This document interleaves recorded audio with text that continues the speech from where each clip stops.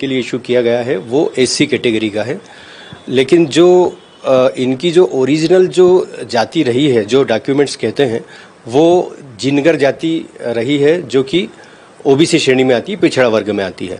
तो इनका जो पुराना जो शैक्षणिक रिकॉर्ड है, इसके बाद इनके फोर फादर्स के जो भी रिकॉर्ड हैं, इनके फादर के हैं, इनके ग्रैंडफादर के जो रिकॉर्ड हैं, फिर इनके जो कुछ रिलेटिव्स हैं, इनकी सिस्टर है, कजिन सिस्टर है, अंकल हैं, जो कि गवर्नमेंट सर्विस शैक्षणिक विभाग शिक्षा विभाग में रहे हैं, वो सारे जो सर्विस रिकॉर्ड के दस्तावेज हैं वो सभी ये बताते हैं कि इनकी जाति जो रही है वो जिनगर रही है, जो कि ओबीसी श्रेणी में आती है।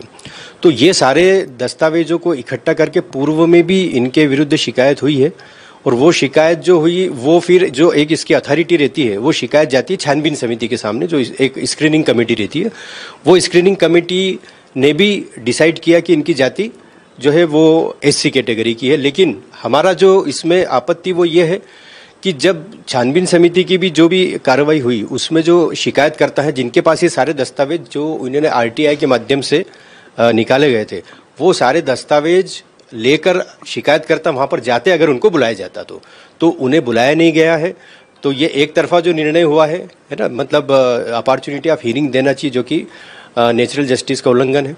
तो इसी बात को लेकर ये याचिका दायर की गई है, और सारंगपुर के जो है जितेंद्र जी उनके द्वारा ये पिटीशन लगाई गई है।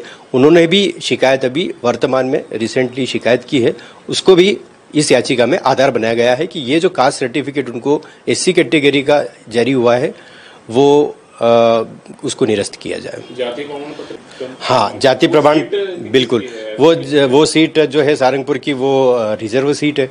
तो अगर जाति प्रमाण पत्र एक बहुत मतलब आज की तारीख में उनकी मतलब एक महत्वपूर्ण दस्तावेज हो गया है, और उसकी सारी सुविधाएं का लाभ वो प्राप्त कर रहे हैं। तो अगर ये जाति प्रमाण पत्र शिकायतकर्ता के आधार पर चूंकि गलत जारी किया गया है और वो ओबीसी श्रेणी में आते हैं, तो अगर ऐसी स्थिति बनती है या माननीय उच्च न्यायालय ऐसा कोई आदेश जारी करता है तो फिर वो चुनाव भी थोड़ा में परेशानी आ सकती है। हाँ, उसमें भी ये प्रमाण पत्र लगाया था, और उस समय भी चुनाव आयोग को जो वहाँ पे जो भी कांग्रेस के कैंडिडेट थे उन्होंने भी शिकायत की थी, जिसपे कोई भी कार्रवाई नहीं हुई थी। धर्मेंद्र चेलावत, हाईकोर्ट इंदौर।